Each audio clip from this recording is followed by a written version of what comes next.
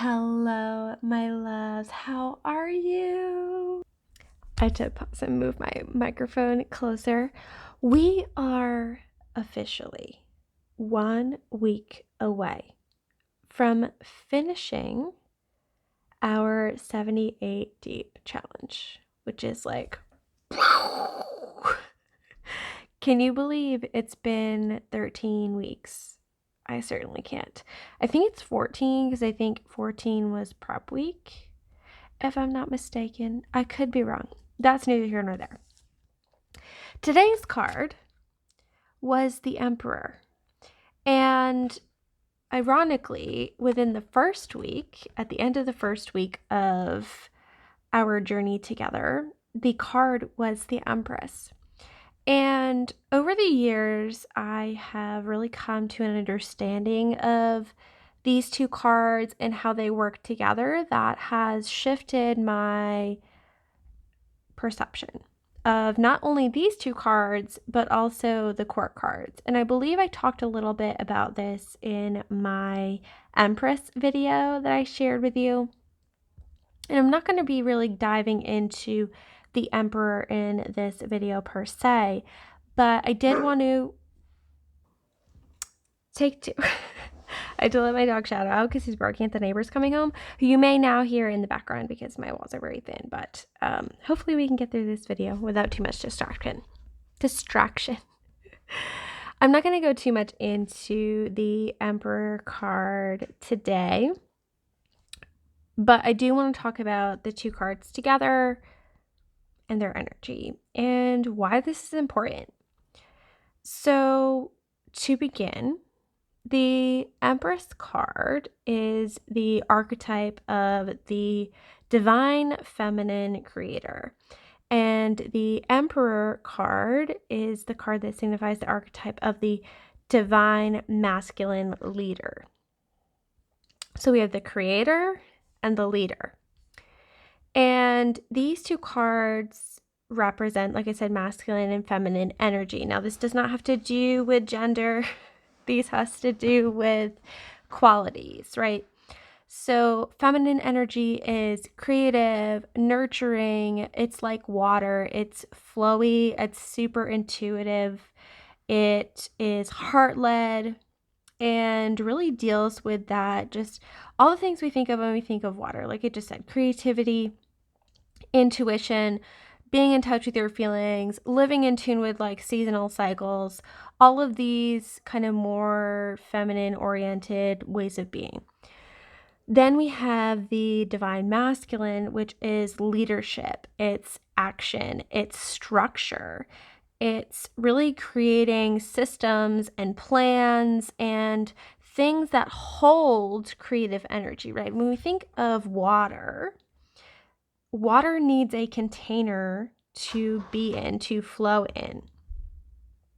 And without any type of channel, any type of container, any type of picture a river, right? Without the banks of the river, without the bottom of the river, without the path that it goes down, the water can't go and flow where it's supposed to go. It just like flattens out everywhere and like gets lost and soaks into the ground and all these other things.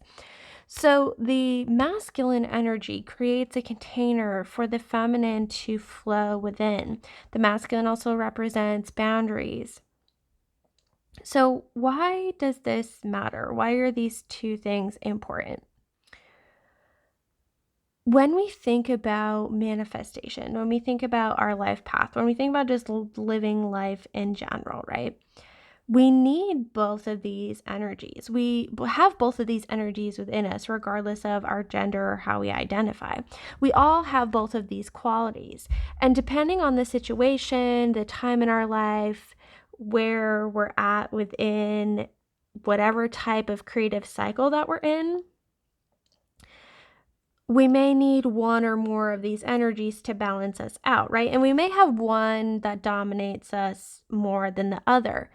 And when we understand both and how they are in relationship together, we are then able to tap into whichever one we need in order to maintain balance, to continue to allow our path to unfold with more ease and grace and joy, right? Now, depending on where you fall in this spectrum, you may find one more difficult than the other. I know, just speaking from personal experience for a moment to help put this into perspective for you, or a perspective, please form your own.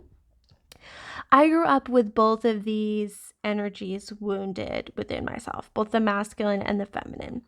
And as I was growing up and going on my healing journey, I leaned very heavily on this masculine energy because I was very focused on self-sovereignty and freedom and controlling myself, like taking control of my own life, which there's nothing wrong with that, right? But when we go to extreme that way, things become unbalanced. So then I backpedaled and I went all feminine.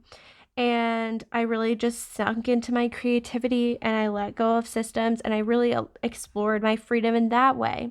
And now that I've been on both extremes, I now see why jumping ship to one camp and the other isn't necessarily helpful, how they both support each other. And it has helped me come to an understanding of this balance within myself, right? And why it's important. So I think it's really important to look at the Empress and the Emperor as a team, right? They are both beautiful and powerful and strong and badass on their own. And sometimes we only need one. But when we put them together as a power couple, it's just amazing. It's unstoppable, right? And that can be whether it's outside of ourselves or within ourselves, of course, right? And I keep holding up this pair. This pair is from the Tarot of Vampires. I have a very hard time personally finding cards that represent this dual partnership relationship in decks. And this particular depiction in this deck, the Tarot of Vampires by Ian Daniels, just it gives you that power dynamic, right? That you sense that they are very different, but they are a team.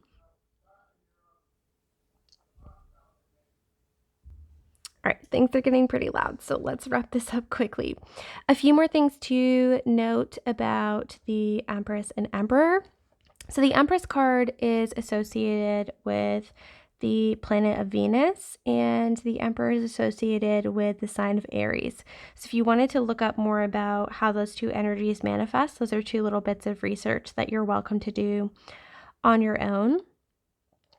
I also, as a personal preference, like to see the Empress and the Emperor as the embodiment of all of the queens and all of the kings together, right? Because if we're thinking about the major arcana, these are the larger archetypes.